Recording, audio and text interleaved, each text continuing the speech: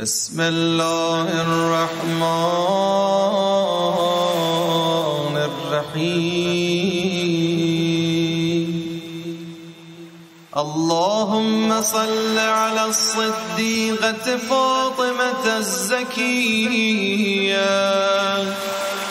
حبيبة حبيبك ونبيك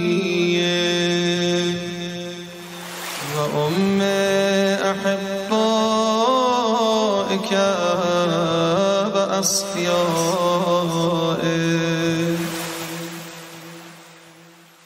التي انتجبتها وفضلتها واخترتها على نساء العالمين. اللهم كن الطالب لها ممن ظلمها واستخف بحقها، وكن الثائر اللهم بدم أولادها. اللهم وكما جعلتها أم أئمة الهدى وحليلة صاحب اللباس والكريمة عند الملأ الأعلى، فصل عليها وعلى أمها صلاة تكرم بها وجه محمد صلى الله عليه وآله، وتقر بها أعين ذريتها، وأبلغهم عني في هذه الساعة أفضل التحية والسلام.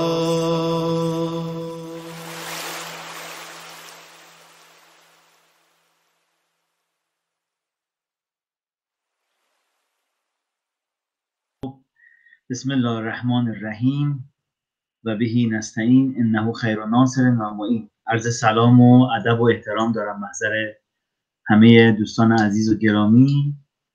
امیدوارم که حالتون خوب باشه و انشالله که در صحت و سلامت و عافیت باشید.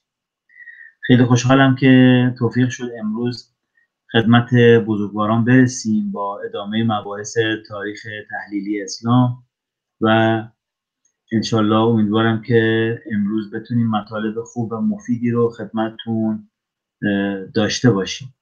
ما در ادامه مباحث و در دوران قبل از بعثت پیامبر هستیم.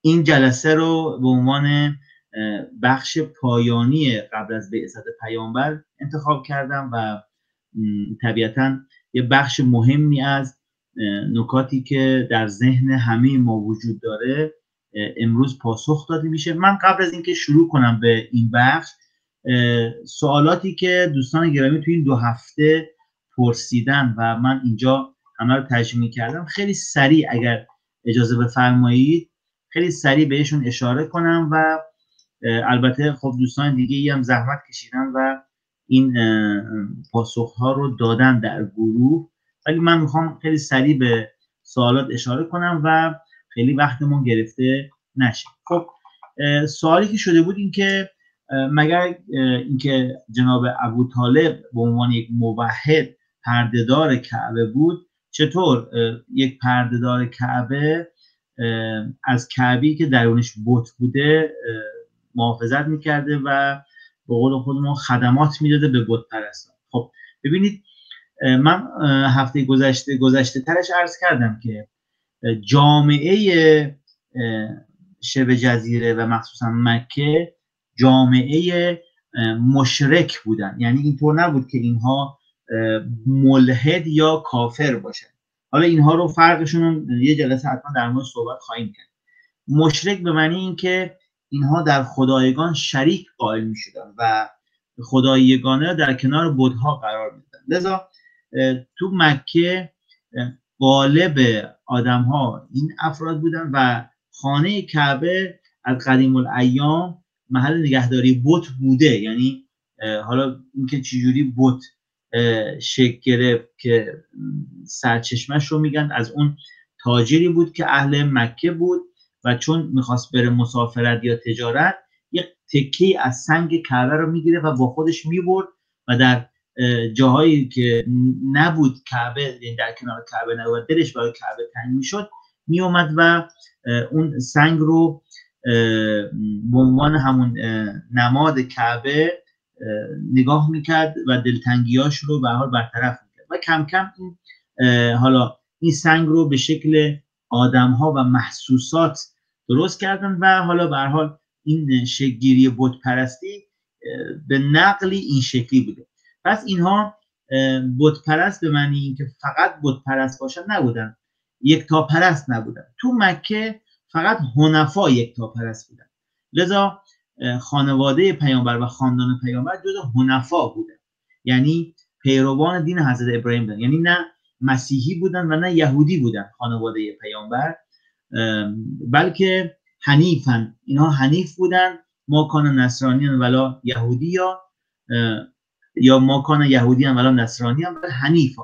اینا حنیف بودن و تابع دین حضرت ابراهیم بودن که خاندان پیامبر بودن و البته غالب شهر مکه بت پرست بودن که به خاطر همین در درون کعبه بت نگهداری میشد. یه سوالی پرسیده شده که این سوال مبنا رو برای یک مبنای اشتباه در واقع گذاشته شده. حالا الان دیگه خاطرم نیست کدوم بزرگوار فرمودن دو تا از دامادهای پیامبر بت پرست بودن و این ازدواج قبل از بعثت انجام شد. ولی چطور پیامبر که یکتا پرست بودن و داماد دختراشون رو به بت پرست بودن؟ ببینید حالا امروز در مورد ازدواج پیامبر می‌خوایم صحبت کنیم.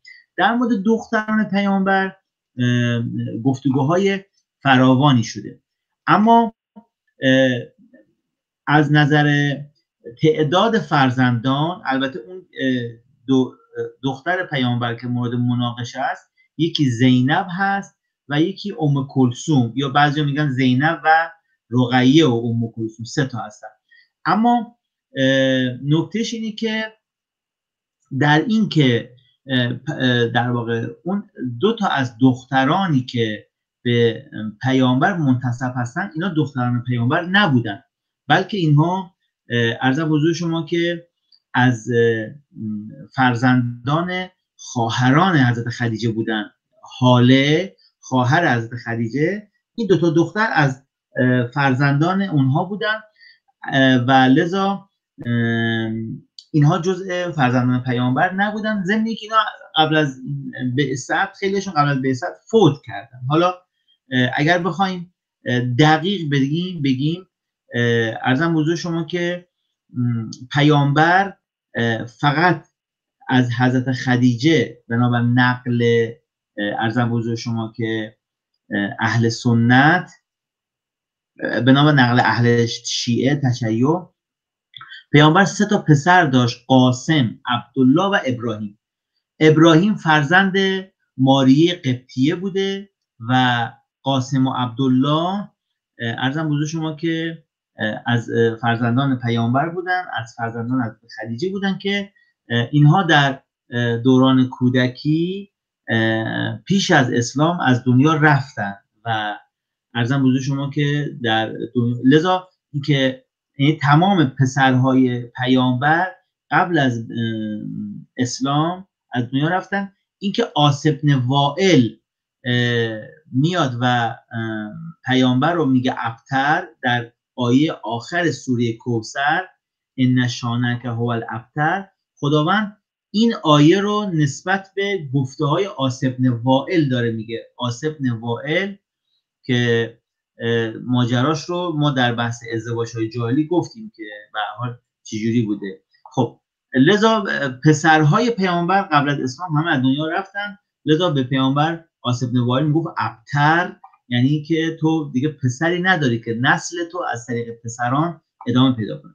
در مورد دختران پیامبر هم عرضم حضور شما که بنابر نقل عرضم حضور شما که شیعیان و غالب کسانی که معتقد هستند این که زینب عرضم حضور شما که رقیه و ام کلثوم فرزندان پیامبر و خدیجه نبودن، بلکه دختر خوانده های پیامبر بودن که جناب جعفر مرتضی در کتاب بنات النبی امربائبه، دختران پیامبر یا دختر خوانده های او، یعنی کاملا یک کتاب رو ایشون اومده نوشته و آقای سید جعفر مرتضی عاملی، و ایشون معتقده که بنابر البته اسنادی که ایشون به نقل از ابوالقاسم کوفی عالم شیعه قرن 4 میاد در واقع استناد میکنه، میگه که تمام اون 3 تا دختران منسوب به پیامبر دختران خدیجه نبودن و دختران پیامبر نبودن، بلکه دختران خواهر حضرت خدیجه سلام الله علیها بودن که به نوعی به حضرت خدیجه، یعنی در خانه حضرت خدیجه بزرگ شدن و پیامبر اونها رو سرپرستی کرد. پس بیشتر منابع حالا در واقع اینطور میگن که قاسم و عبدالله و ابراهیم، البته طیب و طاهر هم به عنوان پسران پیامبر نام برده شده، اما مشهور اینه که قاسم، عبدالله و ابراهیم فرزندان پیامبر بودن که پیش از در واقع حالا اسلام از دنیا رفتن.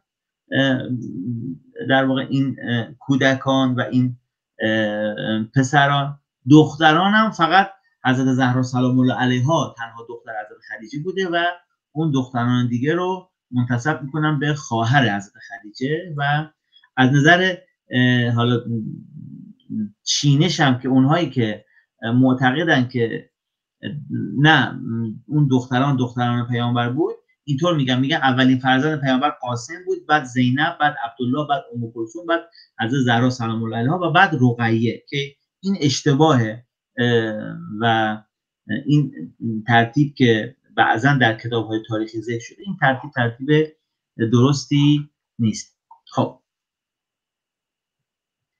بله دقیقا همین نکتهش اینه که اونهایی که اینطور معتقدن میگن که خب اگر پیش از اسلام بوده پس حضرت خدیجه که تا سال تقریبا 49 و یا 50 که تنها همسر پیامبر بوده، پس چطور اون فرزندان پیش از اسلام از دنیا رفتن؟ این یه سری در واقع خطاهایی که توی این مثال هست به خاطر همینه که متاسفانه توی اینجا تاریخ خیلی در واقع اطلاعات درستی به ما نداده و کاملا نمیتونیم واقف باشیم در این قضیه. حالا باز من توضیح میدم. فرمودن که آیا کعبه از جای دیگه هم زائر داشته و می اومدن؟ بله، کعبه از جای مختلف برای زیارت خانه کعبه می اومدن و از کل حجاز، این حتی خارج از حجاز هم انجام می شده. ساخت کعبه به دستور خداوند در زمان حضرت ابراهیم بوده. در بعضی از کتب تاریخ معتقد هستند که ساخت خانه کعبه، اون بنای ابتداییش توسط حضرت آدم بوده و حضرت ابراهیم اومده اون رو تجدید بنا کرده و در کتب مقدس هم به این قضیه ذکر گفته شده. فرمودن که فرق در واقع جناب عبدالمطلب با عبدالله ابن زبیر چیه؟ اون هم گذاشت و خانه کعبه آتش گرفت. ببینید جناب عبدالمطلب نمیخواست هماورد طلبی کنه. جناب عبدالمطلب داشت خبر از یک اتفاق ایمانی و یک در واقع تراوش ایمانی و ذهنی خودش رو گفت که به هر حال این خانه صاحب داره و عرضم بزرگ شما که صاحب این خانه میاد و محافظت میکنه از این خانه. خب این خیلی فرق داره که عبدالله ابن زبیر به خاطر اینکه بیاد و عرضم بزرگ شما که ناکار بلدی یزیدیان و عدم ایمان یزیدیان و به نوعی میخواست طوری القا کنه که خب یزید با اصل اسلام و با خانه توحید مخالفه و نسبت به این مشکل داره، لذا خانه کعبه رو اونها که حمله بردن و حمله کردن به خانه کعبه و منجنیق‌های آتشین رو پرتاب کردن بر روی کعبه، عبدالله ابن زبیر گفت که بذار بسوزه و این بالاخره با یک جنگ روانی و یک جنگ تبلیغاتی علیه یزید شکل میگیره و همه به حقانیت مثلا عبدالله ابن زبیر و به عرضم حضور شما که عدم شایستگی یزید و نسبت به عرضم حضور شما که رفتار ناپسند یزید مردم آگاه بشن و مطلع بشن که خب کاملا مباحث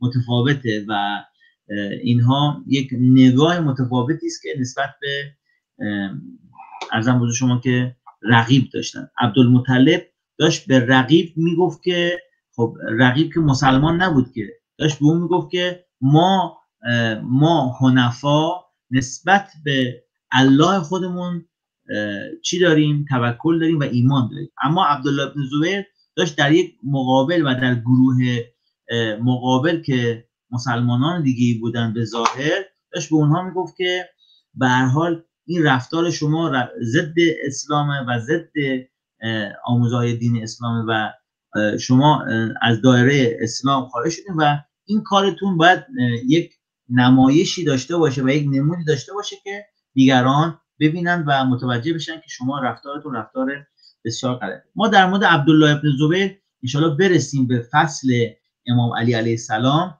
حتما صحبت خواهیم کرد. این عبدالله ابن زبیر کسی بود که حضرت علی گفت که زبیر از ما بود تا زمانی که فرزند نحسش به دنیا آمد و این عبدالله ابن زبیر کسی بود که در ماجرای عرضم بزرگ شما که جنگ جمل که طلحه و زبیر و عایشه نسبت به حضرت علی وارد مخالفت شدن در حکومت امام علی، این عبدالله ابن زبیر، عبدالله همون کسی بود که پدر رو به معرکه جنگ فرستاد. بنابر نقل تاریخ زبیر پشیمان شد از مبارزه با امام علی و وقتی که حضرت علی باهاش صحبت کرد که ای زبیر، این شمشیری که الان گرفتی در مقابل من، یادت میاد با این شمشیر چقدر پیامبر رو خوشحال کردی، چقدر گرد غم و اندوه رو از چهره پیامبر زدودی با این شمشیر، چقدر من و تو با این دوتا شمشیر نسبت به دین اسلام مجاهدت کردیم و جز مجاهدین بودیم و الان این شمشیر در مقابل من قرار گرفته. این صحبت ها رو که در تاریخ هست که امام علی علیه السلام با زبیر میکنه، زبیر از مبارزه با امام علی پشیمون میشه و برمیگرده. اینجا بود که این فرزند نحس میاد و پدر رو تهییج میکنه، به قول امروزی ها مثلا کم آوردی و دیگه مثلا چی شد و برای چی داری فرار میکنی و نمیدونم آبروی ما میره و از این حرفا. دوباره زبیر رو به معرکه فرستاد و متاسفانه به هر حال در اون نبرد اتفاق بدی افتاد و به هر حال زبیر کشته شد و این همه به خاطر همین شخصیت پلید عبدالله بود که شما در این سوالت هم به اون قضیه اشاره کردید. یه سوال دیگه هم بخونم که فکر کنم حالا دیگه مجموع سوالات، این که فرمودن که شما سر کلاس گفتید که پیامبر در 40 سالگی که سن کمال هست به پیامبری رسیدن و عرضم بزرگ شما که اما امام جواد علیه السلام در 7 سالگی و امام مهدی علیه السلام در 5 سالگی به امامت رسید. خب ببینید، بله 40 عدد کماله، ولی استثناءاتی هم داریم ما. خب مگر نه اینی که حضرت مسیح علیه السلام خب قال انی عبدالله آتانی الکتاب و جعلی نبی، حضرت مسیح در گهواره صحبت کرد که من بنده خدا هستم، نبی هستم و خداوند به من کتاب و شریعت عطا کرد. خب به هر حال یک شخصیتی مثل حضرت مسیح هم این شکلی هست. البته دوران پیامبری حضرت مسیح بعد از این سن بود و عملا اون بحث نبوت ایشون و بحث عرضم به شما که شریعت ایشون بعد از این سن بود و در سن بالاتر ایشون پیامبریشون شکل گرفت. اما به هر حال ما در دوران پایان، یعنی در نزدیکی های پایان دوران حضور ائمه علیه السلام می‌بینیم که سن امامت کم میشه و این سن امامت و کم شدن سن امامت به خاطر اینکه خداوند میخواد جامعه اون روز رو آشنا کنه و به نوعی جامعه رو داره آماده میکنه برای امامت یک کودک 5 ساله که حضرت مهدی عجل الله تعالی فرجه و شریف باشه. یعنی جامعه داره آماده میشه برای پذیرش یک امامتی که این امامت بسیار سرنوشت سازه. لذا خب ما در دوران‌های مختلف اولا ما داشتیم در گذشته نبوت انبیایی که در سن کم بودن. در بحث ائمه این در واقع یکی از علت‌های مهمش این بود که جامعه باید باورپذیری نسبت به امامت یک شخصیتی در سن کودکی داشته باشه که خب از امام جواد شروع شد و یواش یواش این زمینه سازی شد برای حضور یک امام کم سن که در 5 سالگی به امامت رسید. خب این مجموعه سوالاتی بود که پرسیده شده بود. حالا نمیدونم باز دوباره عرضم حضور شما که سوال دیگه بود یا نه، ولی من سعی کردم که همین سوالات رو عرضم حضور شما که اینجا پاسخ بدم و چیزی از قلم نیفته. خب اما برسیم به بحث ازدواج ها. خب پیامبر گرامی در سن 25 سالگی بنابر نقل معروف با دختری به نام خدیجه بنت خویلد ازدواج کرد. خب خدیجه از متمولین و پولداران شهر مکه بود. در اینکه آیا حضرت خدیجه سلام الله علیها ازدواج کرده بود در گذشته یا نه، خب این یکی از مباحثی است که معرکه آراست و خیلی در موردش گفتگو میشه. البته دلایل متعددی نسبت به ورود این قضیه و حساسیت این قضیه وجود داره که حالا خیلی نمیخوام در مورد این دلایل صحبت کنم. اما اون چیزی که گفته میشه در کتاب‌های تاریخ و گفته شده این که حضرت خدیجه 2 بار ازدواج کرده بود قبل از پیامبر و وقتی که با پیامبر ازدواج میکنه ازدواج سومش بوده و پیامبر همسر سوم حضرت خدیجه. اما نکته‌ای که فرمودن خانم گودرزی که دیگران از این پاسخ در مورد امامت در سن کم قانع نمیشن. بله ببینید ما در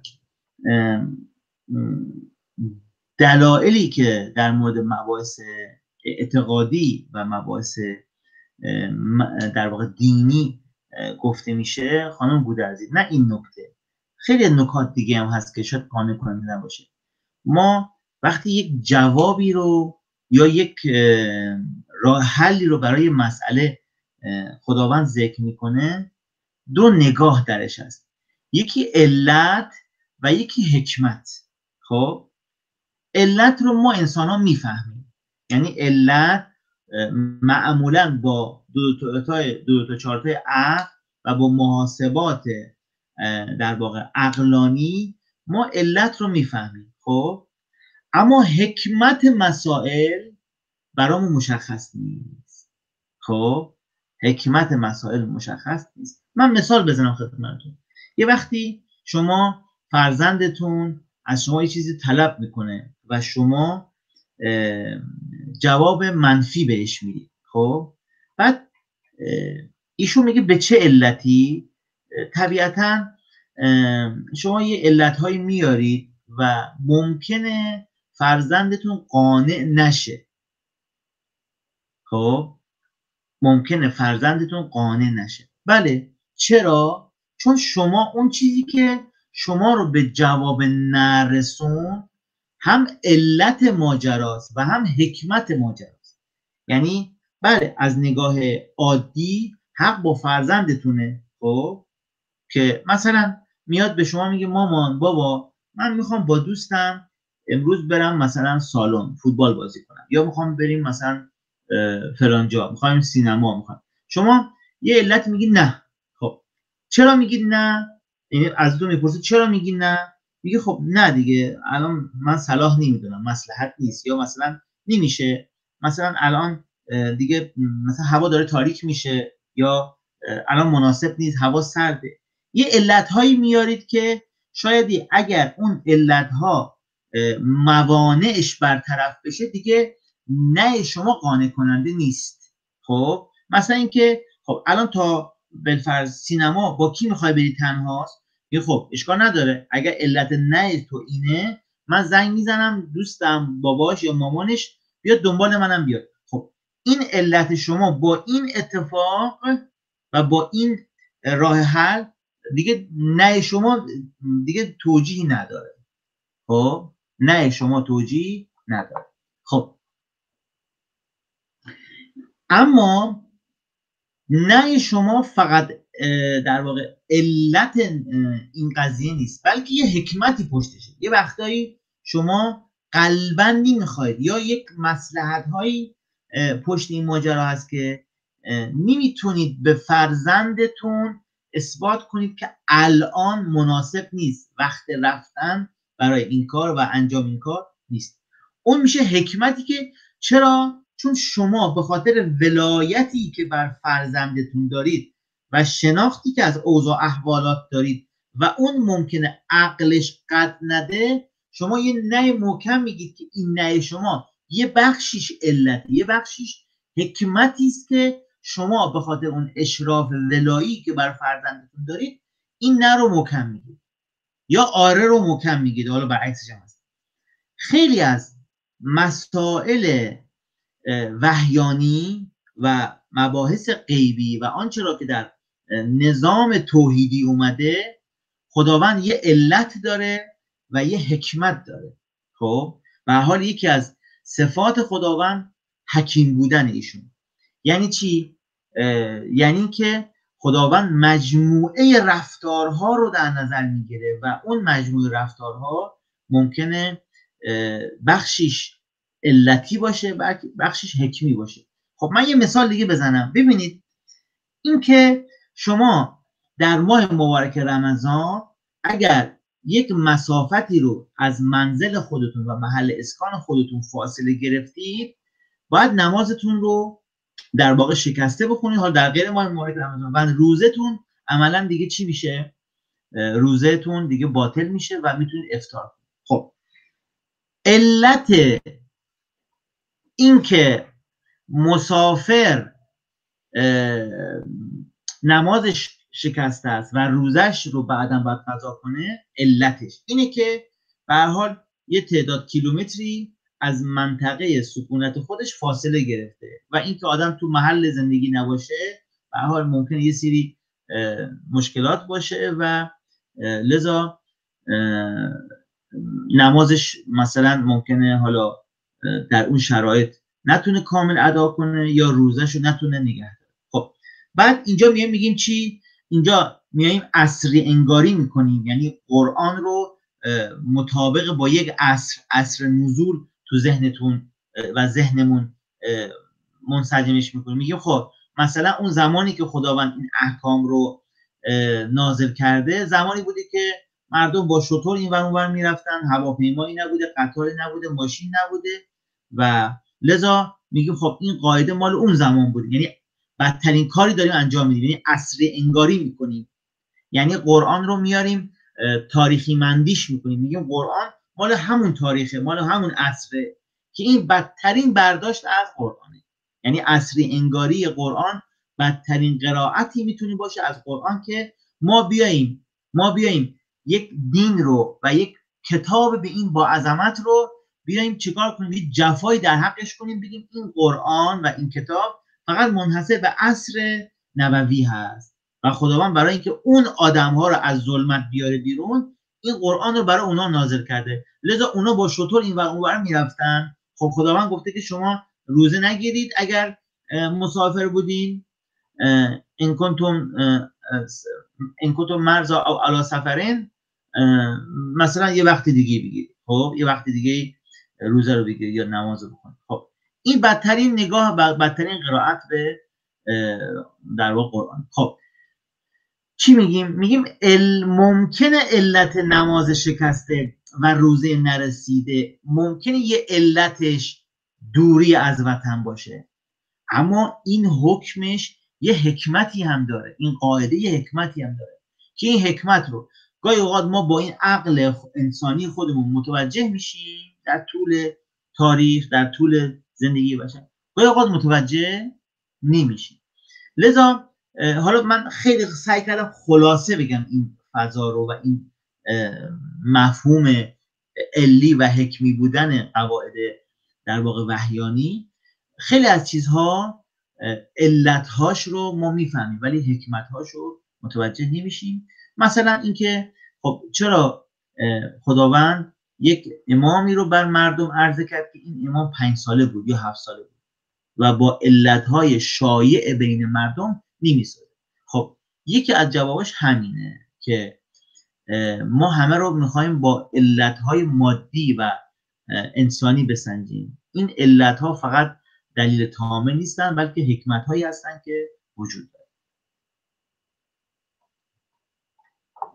خب متاسفانه دیگه ببینید اگر ما قرار متشرع بشیم خانم تقوی، اگر قرار متشرع باشیم هرچی شارع مقدس گفته باید همون باشه. خب این که در قرآن میگه که یک قدم از نبی جلوتر نباشید، این به خاطر همینه. یه وقتایی ما فکر میکنیم که مثلا اگر ولذالین خودمون رو خیلی غلیظ بگیم این نمازمون بهتر، در صورتی نه.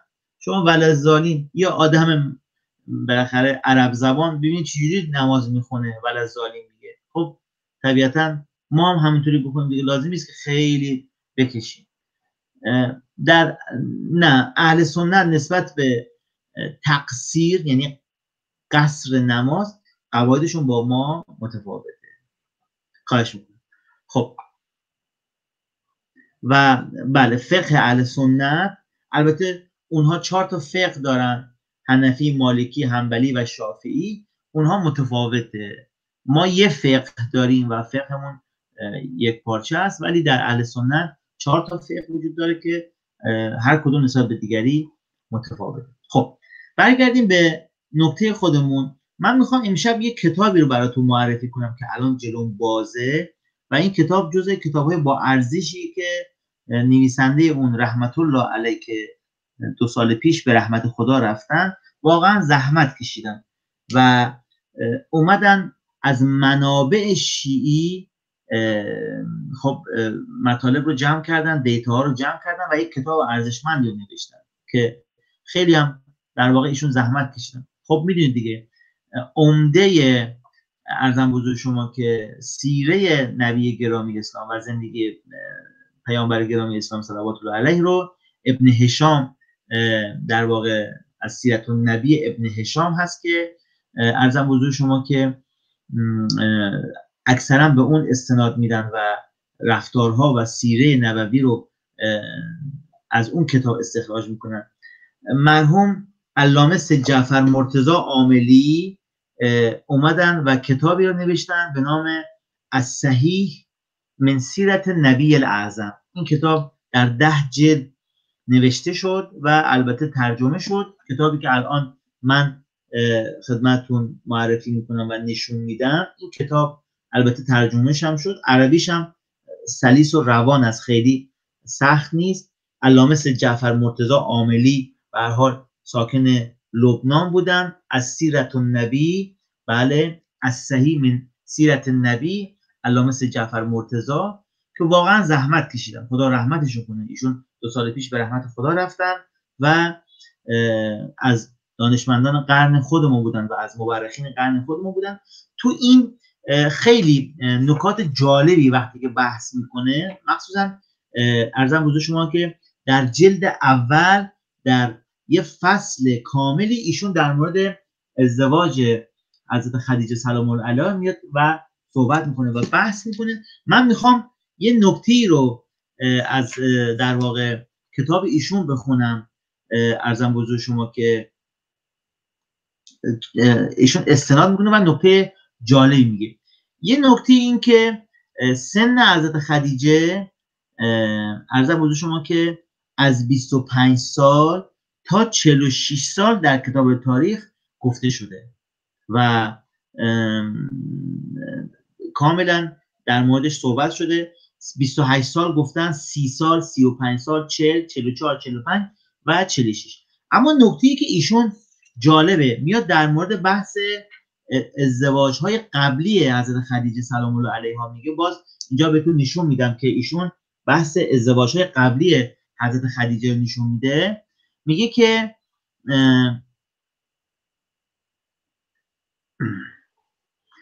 ایشون از در واقع مرحوم کوفی قرن 4 نقل میکنه، میگه که وقتی که حضرت خدیجه به پیامبر جواب بله رو داد و عرضم بزرگ شما که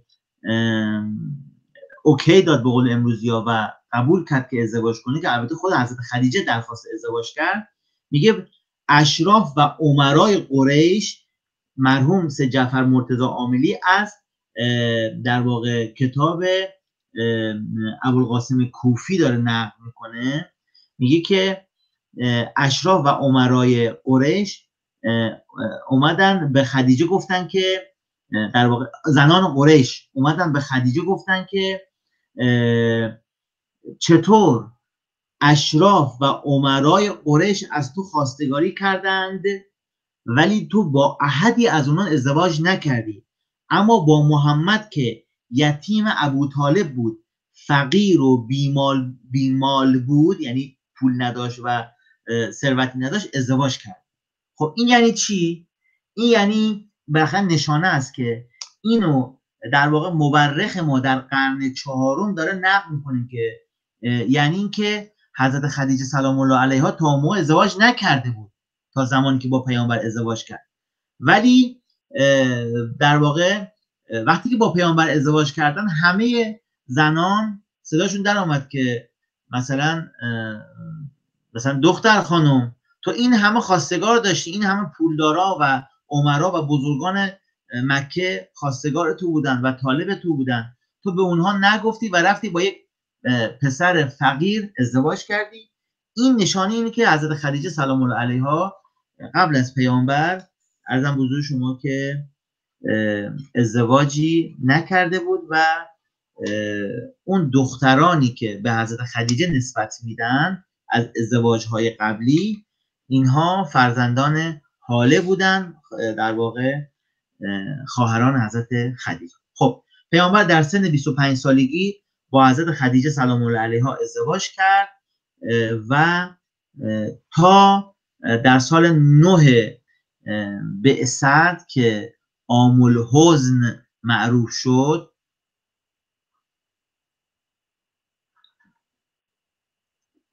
و میفرمایند که این حرف قابل قبول نیست، چرا که پیامبر بیزینسمن بودن و تو درستی کارشون شهره عام میشن. عرضم بزرگ شما که من متوجه نشدم منظورتون چیه آقای نظری. پیامبر زمانی به تجارت، حالا تو اون یه مرحله‌ای که نقل شده در بعضی از کتاب تاریخ که پیامبر تجارت رفت که مال و تجاره حضرت خدیجه سلام الله علیها بوده، تا قبل از اون پیامبر هیچ وقت کار تجاری انجام نداده بود و هیچ وقت پیامبر وارد کار کسب و کار نشده بود. همون یک باری هم که پیامبر کار تجاری کرد و نقل شده، این با مال و تجاره حضرت خدیجه سلام الله علیها بوده و خود پیامبر چنین ثروتی رو نداشتن و این بارها گفته شد در تاریخ و پیامبر نقل کرده که بخشی از به هر حال گره هایی که در دعوت پیامبر باز شد به واسطه مال و تجاری بود و اموالی بود که حضرت خدیجه سلام الله علیها در اختیار پیامبر قرار داد. خب پیامبر در 25 سالگی پس با حضرت خدیجه ازدواج کرد و تا 49 سالگی که در واقع زمان وفات حضرت خدیجه سلام الله علیها بود که حتما مطلع هستید که بین وفات جناب ابو طالب عموی گرامی پیامبر و حضرت خدیجه سلام الله علیها یه چیز هلوش 1 ماه فاصله بود. یعنی پیامبر در عرض 1 ماه هم عموی بزرگوارشون که به عنوان پشتیبان ایشون بودن در زمان بعثت، هم عموی بزرگوار رو از دست میدن و هم همسر گرامی، یعنی 2 بازو و 2 یاور و 2 حامی بزرگ اسلام که در دوران شدائد و سختی ها کمککار پیامبر بودن رو حضرت در سال 9 بعثت از دست میده و اون سال رو به عام الحزن معروف میدونن مورخین. خب تا سال 49 بعد قضیه هجرت پیش میاد و در واقع پیامبر هجرت میکنه به مدینه و ازدواج بعدی پیامبر عرضم بزرگ شما که به نقلی با سوده هست در سن 51 سالگی و ازدواج سوم پیامبر با عایشه است که بعد از حضرت خدیجه سوده و بعد از سوده عایشه است. بعضیا این رو برعکس میدونن، میگن که در سن 51 سالگی پیامبر با عایشه ازدواج کرد و بعد با سوده ازدواج کرد، بعد دیگه زینب بنت جحش و همسران بعدی پیامبر که در واقع 11 همسر با حضرت خدیجه سلام الله علیها برای پیامبر ذکر شده است. من میدونم الان تو ذهنتون یک خلجان و یک در واقع نگاه در واقع متفاوتی در ذهنتون شکل گرفته که من خدمتتون عرض میکنم که عرضم بزرگ شما که توضیح میدم خدمتتون که با یک چینش منطقی ما میتونیم به در واقع علت ازدواج های پیامبر پی ببریم. اولا من یه نکته رو خدمتتون عرض کنم و اون اینه که خب در زمانی که پیامبر در سن 25 سالگی تا سن 51 سالگی که پیامبر هیچ ازدواجی جز حضرت خدیجه نداشتن، این برخلاف عرف معمول جامعه عربستان بوده. نه عربستان، در همه جای دنیا. حالا ایران که وضعیتش بدتر بوده، یعنی تعدد زوجات در ایران به مراتب بدتر از شبه جزیره عربستان بوده. در روم و یونان هم فضای بسیار عجیب و غریب بوده. اما پیامبر به واسطه حفظ حریم خانواده و تحکیم خانواده برخلاف عرف رایج دوران عصر خودشون، پیامبر تنها یک همسر رو اختیار کردن و اون حضرت خدیجه سلام الله علیها بوده. خب و بعد از اون، حالا سوال، چرا بعد از اون پیامبر این مباحث رو رعایت نکردن؟ خب ببینید یه نکته من خدمتتون عرض کنم. شما وقتی میتونید پی به این رفتار ببرید که بیایید اون بقیه همسران پیامبر رو روی کاغذ بنویسید، سنشون رو، موقعیت‌های اجتماعی و اقتصادیشون رو، و از ترکیب این آدم‌ها و اینکه پیامبر مثلا قراره که پیامبر در سن 51 سالگی قراره مثلا با یک دختر خانمی ازدواج کنه که مثلا 13 سالشه یا 17 سالشه. خب این یه ناهمگونی وجود داره دیگه، یا پیامبر داره با کسی در همون دوران زندگی میکنه و ازدواج میکنه که عرضم حضور شما که خیلی بزرگتر از خودشه و سن بالاتری از خودش داره. خب اینها وقتی نگاه به این ترکیب از آدم ها میکنیم، میبینیم یه چیزی جور در نمیاد، یعنی یک اتفاق جور در نمیاد. ما چون میخواییم بر اساس رفتار شخصی خودمون و جامعه خودمون میخواییم اینها رو بسنجیم، میگیم خب تهش در بدترین حالت عرضم بزرگ شما که ببخشید البته این نکته رو عرض میکنم، خب حتما یادتون شاید بیاد یا نیاد نمیدونم، حالا دوستانی که خارج از کشور هستن شاید بهتر بدونم.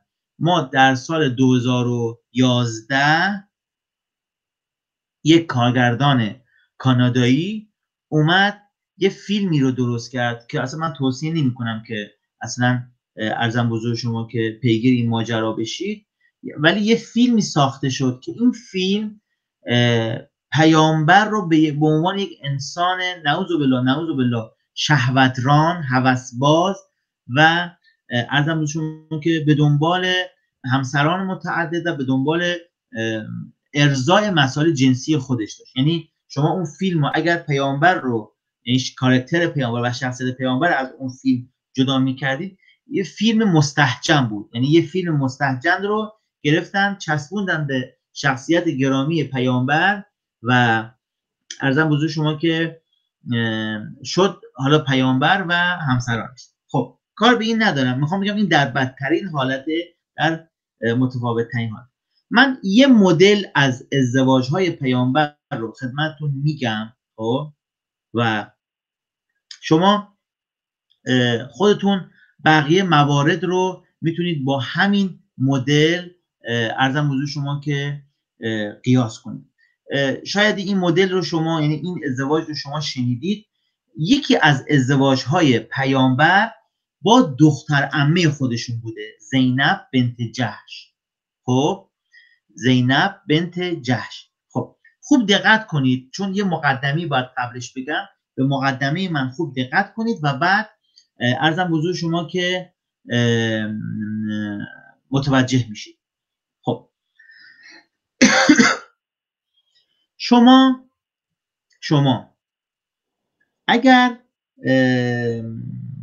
با رفیقتون برید یه فروشگاهی، خب و تو اون فروشگاه چشمتون بیفته به یک لیوانی چشمتون بیفته، بعد وقتی که به این لیوان دلبسته شدید و علاقه‌مند شدید، اگر احساس کنید که رفیقتون هم بهتون چیزی نگفته، ولی احساس کنید که رفیقتون هم متمایل هست که این در واقع لیوان رو هم بخره و شما این احساس رو دارید که دیگه فروشنده، یعنی میبینید که فروشنده غیر از این لیوان دیگه‌ای نداره. خب خودتون به یک بهانه‌ای راتون رو ور میدید که رفیقتون اون حاجتش روا بشه و اون لیوانه رو تصاحب کنه. خب این غیر از اون بحث دوست داشتن و محبت و چیزهای دیگی که حالا وفاداری که هست، یک نگاه فراتر از اینها وجود داره. یعنی یک نگاه انسانی، حالا فراتر از نگاه انسانی، حتی یک نگاه کمال گونه هست که شما به خاطر اینکه این اتفاق بیفته برای رفیقتون و این اتفاق بیفته برای ایشون، از یه سری موهبت ها و یه سری دوست داشتن ها و یه سری دل بستگی ها خودتون رو فارغ میکنید که به رفیقتون اون لذته، اون به هر حال کیف برسید. خب این مثال زدم که داشته باشید تو ذهنتون این مثال رو که وقتی ما به ترکیب ازدواج‌های پیامبر نگاه میکنیم، میبینیم خب به یک جنبندی میرسیم. به اون جنبندی چیه؟ به اون جنبندی اینه که خب پیامبر به عنوان شخص اول شبه جزیره عربستان، به عنوانی که در سن 51 سالگی پیامبر دیگه عملا مدینه، قلب‌های آدم‌ها و شهر مدینه در اختیار پیامبر بود و عملا پیامبری که وقتی که به استقبالش اومدن در شهر مدینه همه شد و هجوم شد که هر کسی میخواست پیامبر رو به سمت خونه خودش بکشونه، خب این پیامبر اگر اراده میکرد هر دختری با افتخار میتونست همسر پیامبر بشه و خود اون دختر این افتخار رو کسب میکرد، خودش، پدرش، مادرش، خاندانش، که به هر حال پیامبر اومده اون رو به عنوان همسری انتخاب کرده و همسر پیامبر شده. اما یعنی این چی؟ یعنی از نگاه ما انسان ها، شما فرض کنید مثلا یه آدم پولداری تو سن 51 سالگی هم پولداره، هم صاحب منصبه، هم صاحب قدرته، هم آدم سرشناسیه. این آدم اگر بخواد با نگاه ما انسان ها، با 2 تا 4 تای ما انسان ها اگر بخواد ازدواج کنه، قطعا میره یک دخترهایی رو انتخاب میکنه، یک کسانی انتخاب میکنه که بالاخره جوون باشن، زیبا باشن و بر اساس معیارهای اون کامل باشن. مثلا حالا شما در دنیای سلبریتی ها و عالم سلبریتی ها میبینید دیگه، مثلا کسانی که میان ازدواج مجدد میکنن، خب دیدید دیگه، مثلا طرف رفته خودش مثلا 60 سالشه، رفته یه دختر مثلا 30 ساله گرفته، 25 ساله ازدواج کرد. حالا کار به این سنا ندارم، میخوام بگم که به هر حال یک کسی تو این فضا قرار بگیره و یه چنین موقعیتی داشته باشه، میاد سنجیده عمل میکنه. اما وقتی که ترکیب همسران پیامبر رو نگاه میکنیم، میبینیم یک ناهمگونی وجود داره. خب این ناهمگونی رو پیامبر به خاطر رضایت، اون مثال لیوانی که زدم، خب پیامبر از حق خودش میگذره، این ناهمگونی رو پیامبر برای جذب حب و دوست داشتن چه کسی این کار رو انجام داد؟ سوال. یعنی پیامبر وقتی نگاه میکنیم به احسن، چرا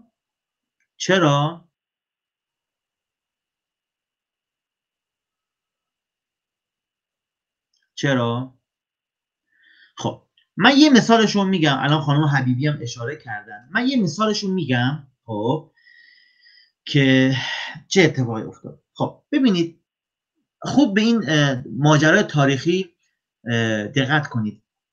پیامبر وقتی با حضرت خدیجه ازدواج میکنه، حضرت خدیجه در روز ورود به خانه پیامبر همراه خودش یک غلامی رو میاره و هدیه میکنه به پیامبر. اسم اون غلام چی بود؟ اسم اون غلام کی میدونه؟ احسن، زید بوده. احسن خانم خلیلی، زید. خیلی شعر جالبی بود آقای نجفی یا خانم نجفی، شعر جالبی. زید،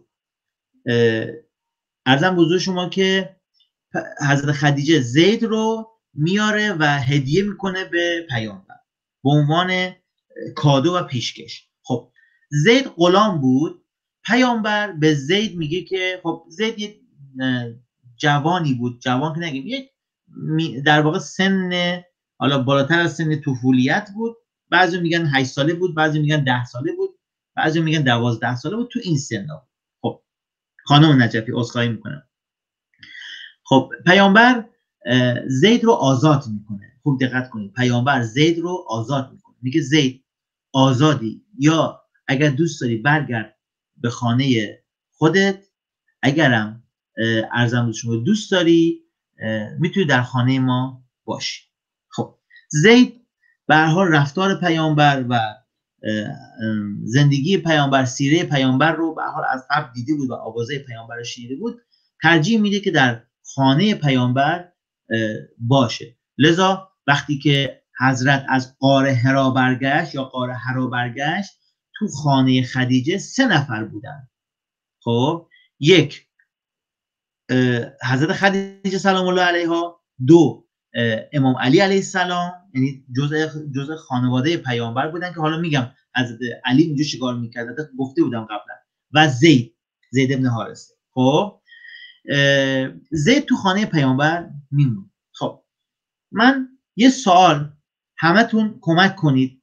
سوال: زید با حضرت خدیجه و پیامبر الان چه نسبتی داره؟ زید چه نسبتی داره؟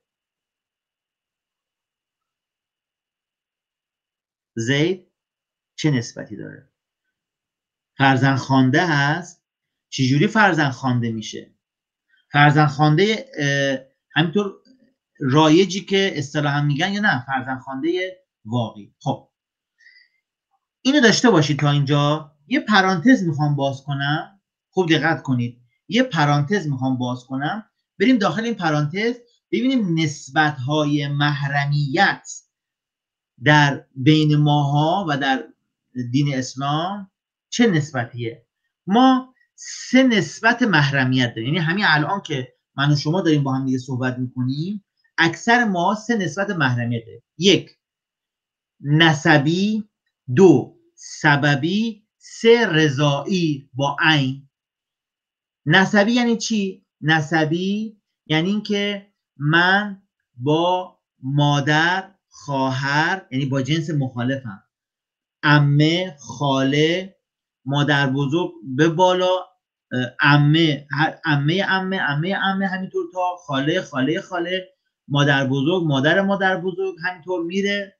اینها مادرم، مادر بزرگم، مادر بزرگ، اینا جزء محارم نسبی من هست. یعنی از نسبت خونی و اون رحمی و نطفه ما با هم دیگه چی؟ یک محرمیت داریم و نسبت به هم دیگه جزء محارم هستیم. خب این میشه محارم نسبی. سببی مثل چی؟ سببی یعنی منی که ازدواج کردم یا اون خانومی که ازدواج میکنه، منی که ازدواج کردم با یک دختر خانم محرم میشم به سبب ازدواج. خب همسر من با مادر خانومی که باش ازدواج کردم و محرم شدم محرم میشم، با مادرش یعنی مادر بزرگ خانومم، مادر بزرگش همینطور میره بالا و اینها جز محارم من هستن.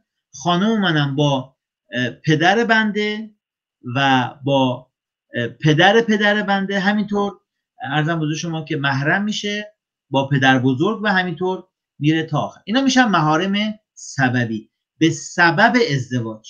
خب این 2 تا. 3 محارم رضایی، یعنی اگر کسی بخواد از در یک مدتی، حالا یک روز کامل یا بعضی میگن مثلا 1 هفته به صورت غیر کامل، اگر یک کسی از خانومی شیر بخوره، خب اون بین اون خانم و اون نوزادی که شیر خورده و اون کسی که همزمان با این نوزاد شیرخوار بوده، مثلا میگم خانم من در دوران شیردهی فرزندش، خب که مثلا دختر هست فرزندش، یک کسی، یه همسایه‌ای که هیچ نسبتی نداره، یه آدم غریبه‌ای، اون یه پسری داره، خب یه پسری داره و خانم من به اون آقا پسر شیر بده، حالا 3 روز یا یه روز کامل یا 3 روز متناوب. خب آره به اندازه یه آجر خیس بشه قول قدیمی ها.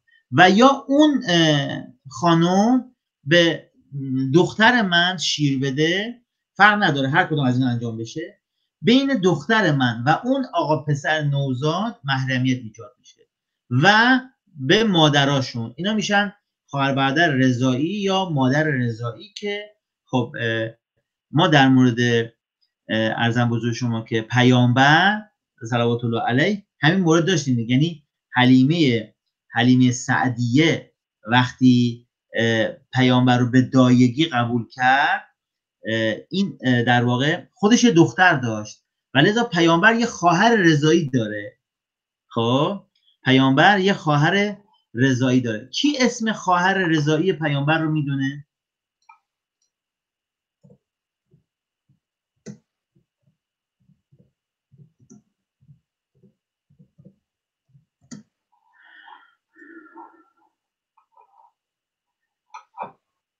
کسی میدونه؟ احسن، شیما یا سیما. حالا بعضیا سیما، ما تو کلاس سیما یا شیما داریم. کی اسمش تو کلاس شیما یا سیما هست؟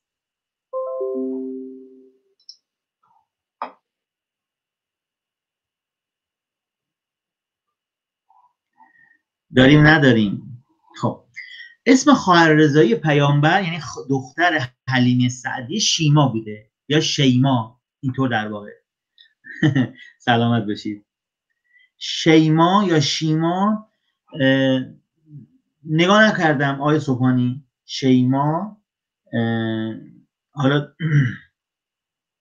بله شیما یا شیما، حالا همین شیما هم که ما میگیم یا سیما هم که ما میگیم همونه، یعنی ما شاید اشتباه تلفظ میکنیم، یعنی سیما یا شیما بوده. یکی از دوستان سرچ کنه شیما یا شیما یا سیما به چه معنا میاد که به ما هم اینجا بگه. شیما یا شیما. بله.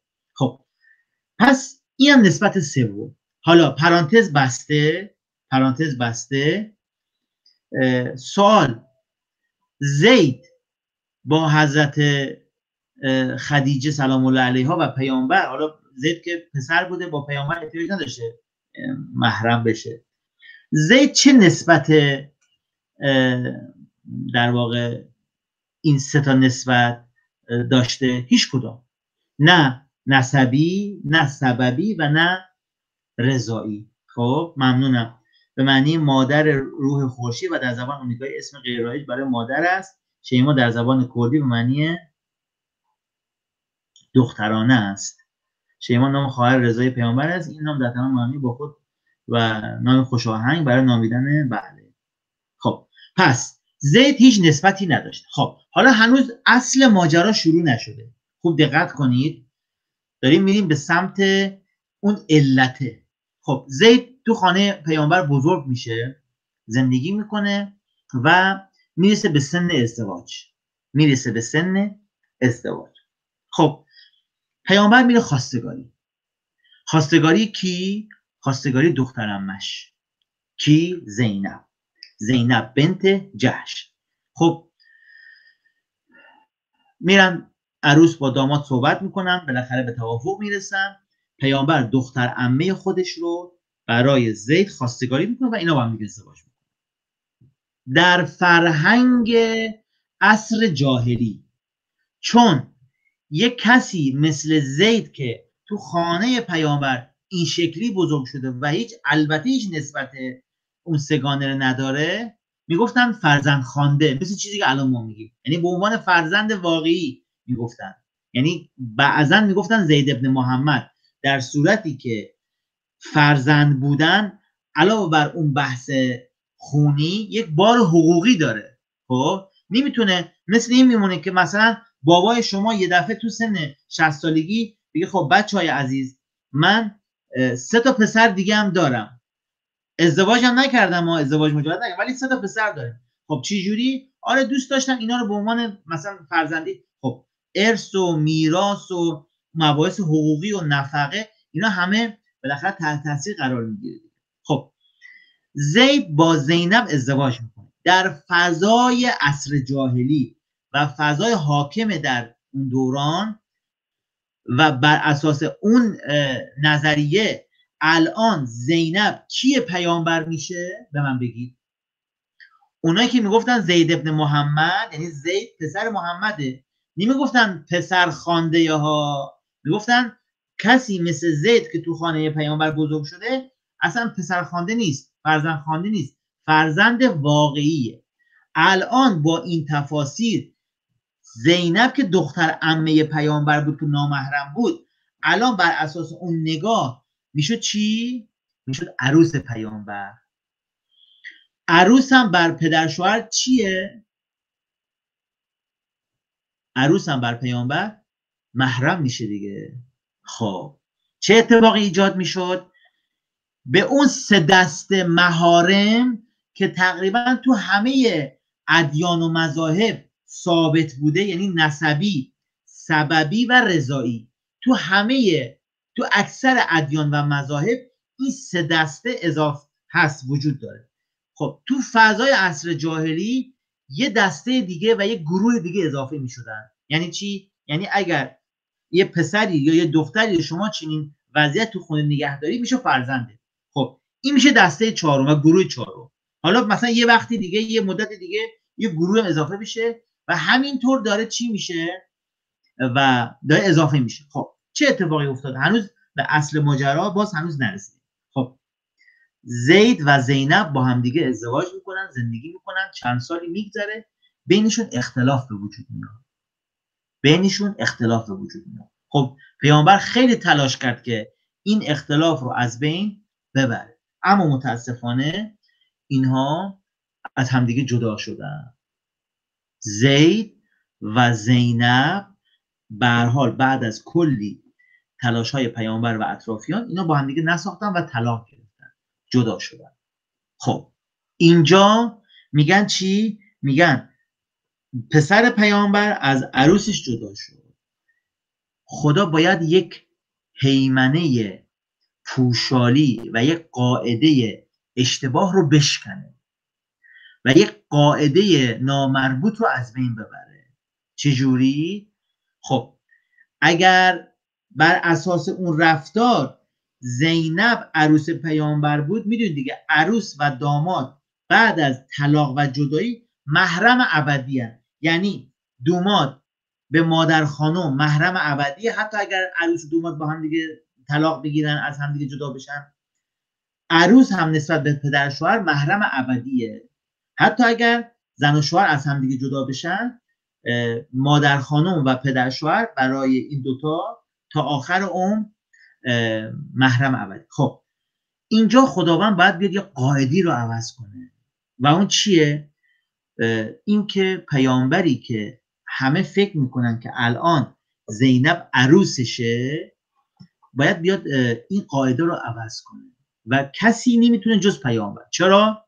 خب به خاطر اول این ماجرا در مورد پیامبره، ثانیاً اگر پیامبر این کارو کنه میتونه این قاعده رو عوض کنه و الا اگر آدمای عادی این کار انجام میدن خب براشون خیلی مهم نبود. مثل این میمونه که تو خانواده شما یه رسم زشتیه، اگر پدر بزرگ شما بیاد این رسم رو بشکنه به عنوان بزرگ خانواده تأثیر داره و الا مثلا من و شمایی که نوه این خانواده هستیم بخوایم این کار انجام بدیم میگه حالا اینا جوونا یه کاری کردن خیلی تاثیرگذاری نداره. ولی این اگر پدر بزرگ خانواده و بزرگ خانواده به قول بنده خدا هد فامیل این کار انجام بده و بزرگ فامیل این کار انجام بده تأثیر میذاره. خب اینجا آیه نازل میشه در آیات قرآن. دوستان برن واژه زید رو سرچ کنن، در قرآن هست. پیامبر دستور میده که بله خداوند دستور میده که ای محمد با زینب ازدواج کن. چرا دیگه؟ پیامبر که میدونست که این دختر عمشه و محرمش نیست. خب سوال، آیا پیامبر نمیتونست قبل از اینکه با زید ازدواج کنه بره با زینب ازدواج کنه؟ بله میتونست، قبل از اینکه در واقع همسر زید بشه، چون اصلا اونا افتخار میکردن پیامبر دوماد اینها بشه و کاملا از خداشون بوده که پیامبر بیاد مثلا دختر اینا رو بگیره. پس بحث ازدواج شخصی و میل و اون فضای جنسی و جنسیتی نبوده که پیامبر بخواد بیاد با این دختر عمه خود، اگه ما با دختر عمه ازدواج کنیم قبل از اینکه برای زید بگیرتش ازدواج میکرد باش دیگه.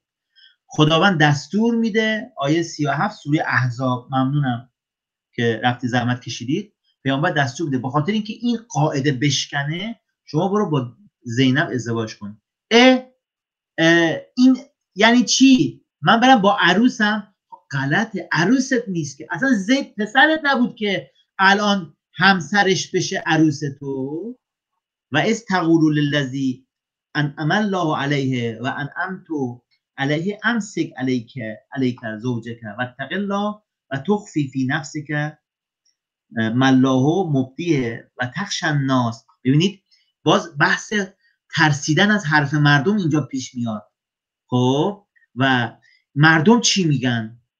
خب مردم چی میگن؟ اینجا بحث ترس از مردم. والله احق ان تخشا، میگه تو از خدا بترسی بهتر از اینکه بخوای از مردم بترسی. یعنی همون لیوانه است.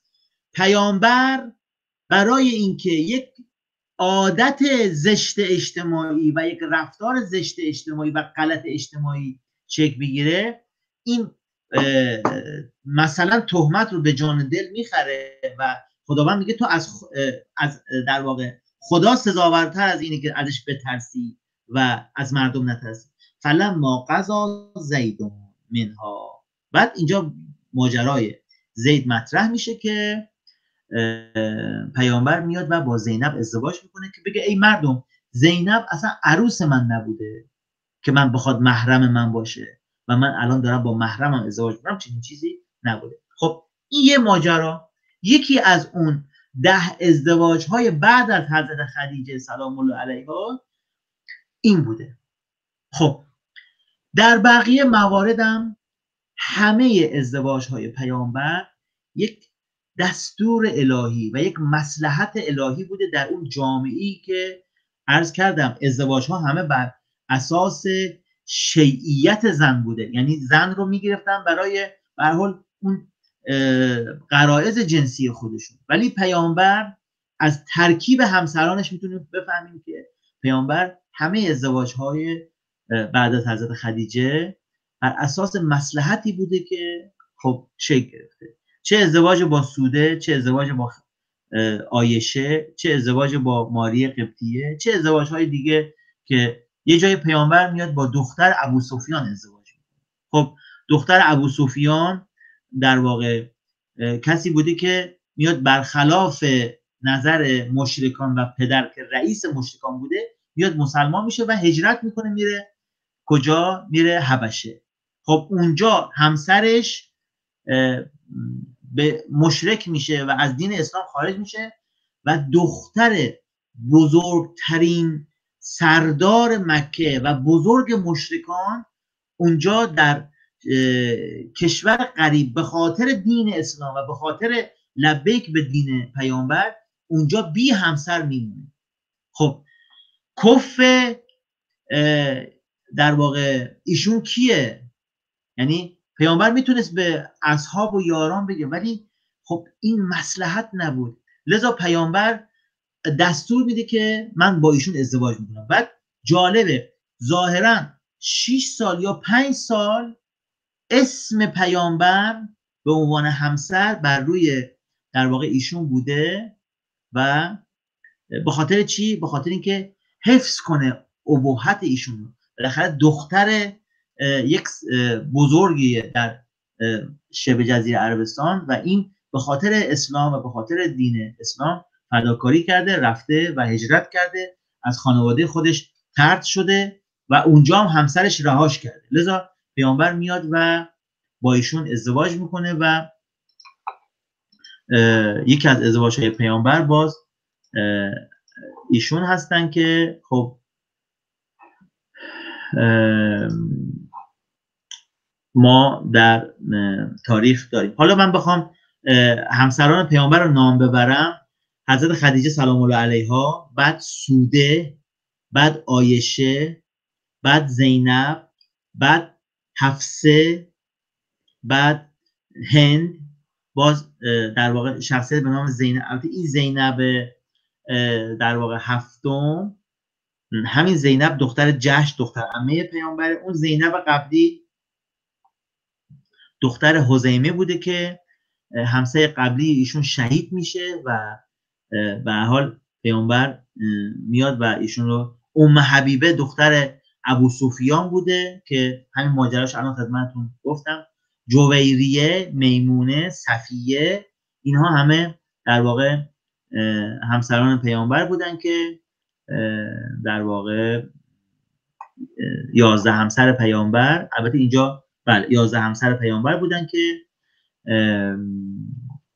پیامبر اختیار کردن بعد از حضرت خدیجه سلام الله علیها و همه اینها به خاطر اون تعهدی که پیامبر نسبت به دین اسلام داشت و عرضم حضور شما که شکل. در مورد عایشه، خب در مورد عایشه، در مورد سن عایشه، خب جناب عرضم حضور شما که سید جعفر مرتضی عاملی در همین کتاب مفصل در مورد سن عایشه صحبت کرده و کلی مطالب آورده که آیا عایشه سنش عرضم حضور شما که 9 ساله بوده که همسر پیامبر شده یا چند ساله بوده. ببینید یه نکته میخوام خدمتتون بگم، شاید تعجب کنید ولی نکتهش اینه که عایشه قبل از اینکه، حالا در منابع تاریخی و مخصوصا بر منابع تاریخی اهل سنت میگن که تنها همسر پیامبر که دوشیزه بوده و باکره بوده عایشه بوده.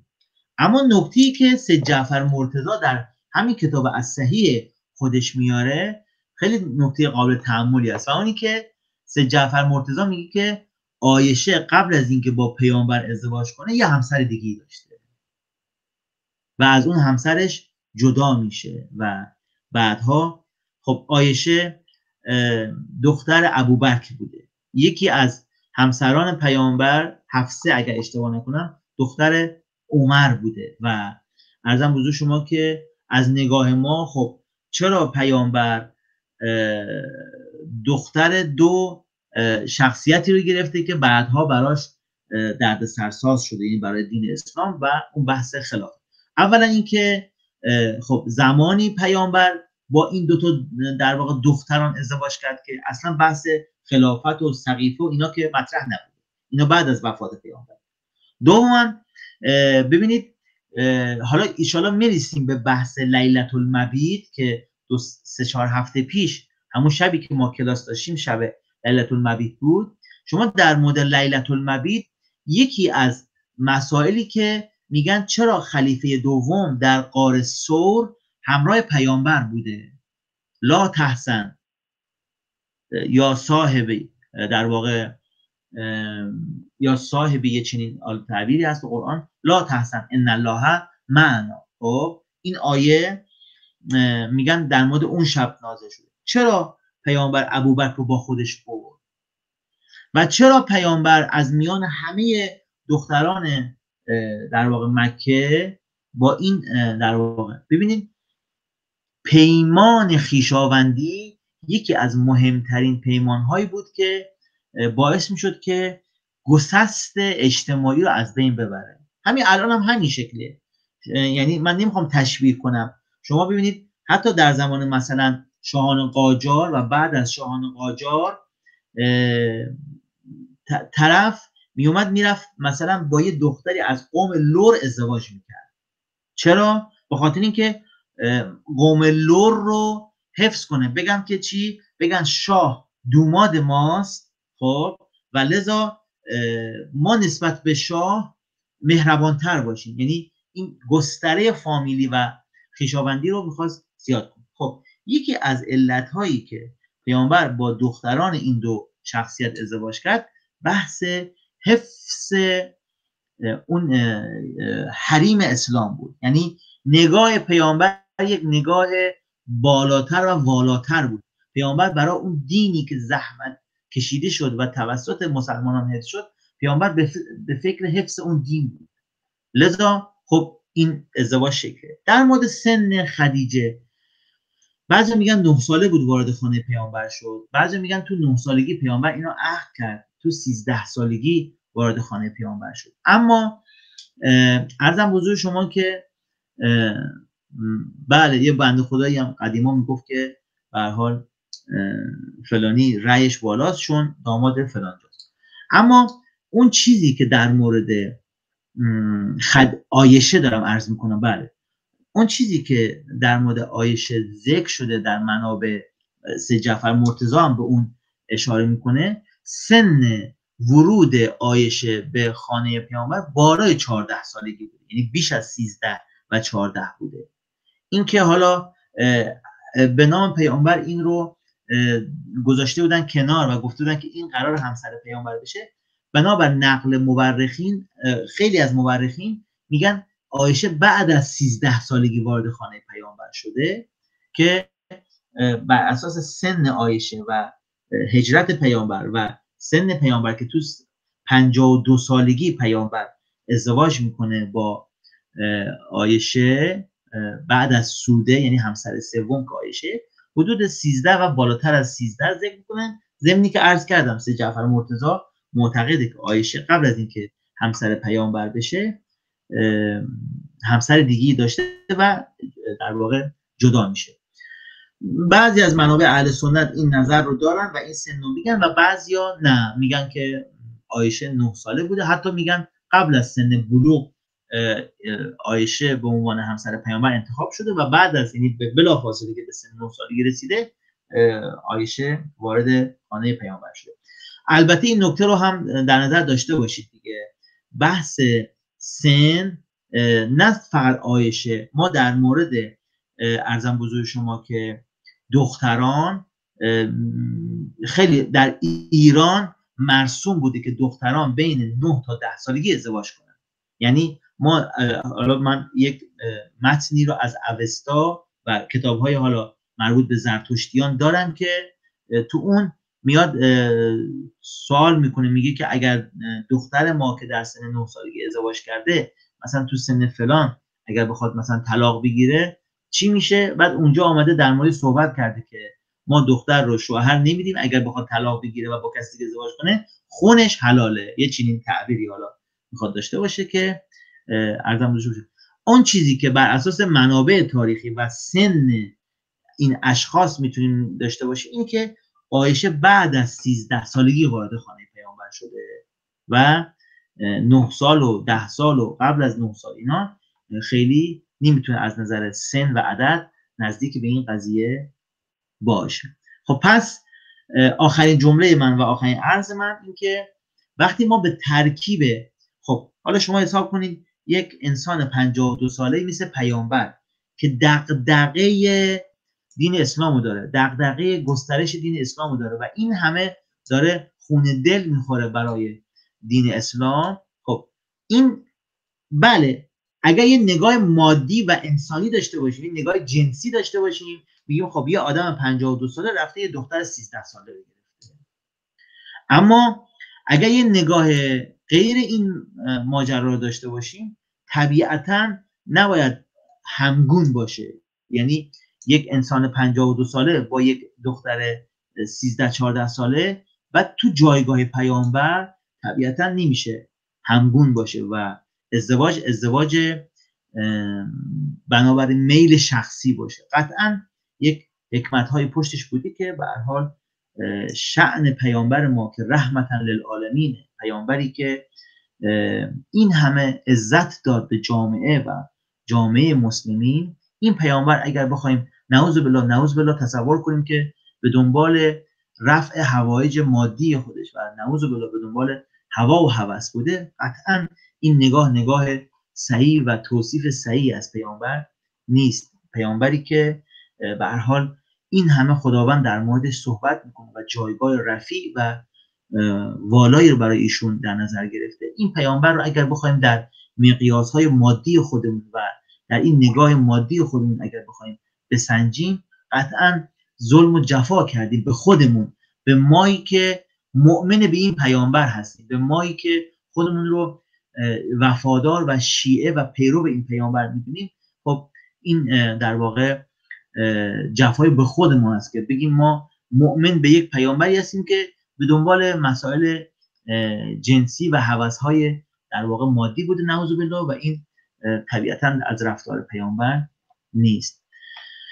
انشالله که خداوند بشارت رو بده بر قلب ما و بر قلب همه مسلمانانی که به هر حال داعیه دار مکتب پیامبر هستن، مسلمانی که امروزها واقعا دارن خون دل میخورن و من خواهش میکنم به هر حال به نوبه خودمون یک دعای الهی عظیم البلا رو با هم دیگه بخونیم به جهت رفع گرفتاری و از بین رفتن این شر. بسم الله الرحمن الرحیم. الهی عظیم البلا و برکتها من کشف القطاع و انقطع الرجا و ضاقت الارض و منت السما و انت المستعان و الیک المشتکا و الیک المعول فی شدة الرخاء. اللهم صل علی محمد و آل محمد اولي الامر الذی أولي الأمر الذين فرضت علينا طاعتهم وعرفتنا بذلك منزلتهم ففرج عنا بحقهم فرجا آجلا قريبا كلمح البصر أو هو أقرب يا محمد يا علي يا علي يا محمد اكفياني فإنكما كافيان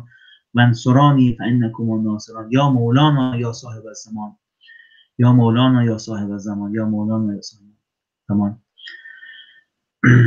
ففرج عنا بحقهم فرجا آجلا قريبا كلمح البصر هو أقرب يا محمد يا علي يا علي محمد اكفياني فإنكما كافيان وانصراني فإنكما ناصران يا مولانا الغوث الغوث الغوث أدركني أدركني أدركني الساعة الساعة الساعة الأجل الأجل الأجل بحق محمد و آل الطاهرین إن شاء الله به حق حضرت حجت و به حق دعای حضرت حجت ان شاء الله بتونیم زنده باشیم و ظهور ایشون رو ان شاء الله ببینیم و در رکاب حضرت باشیم. ان شاء الله وعده دیدار ما جمعه ها شد از این به بعد و 8 شب جمعه ها ان شاء الله خدمتتون هستیم تا ببینیم که ان شاء الله این ساعت اگر مشکلی ایجاد نشه. در پناه خدا باشید و خدا نگهدار. التماس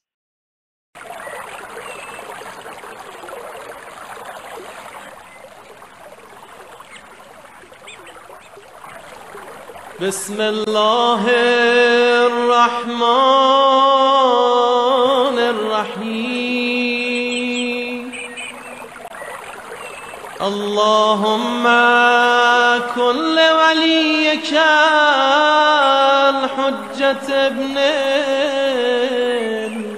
الحسن صلواتك عليه وعلى آبائه في هذه الساعة وفي كل ساعة وليا وحافظا وقائدا وناصرا ودليلا وعينا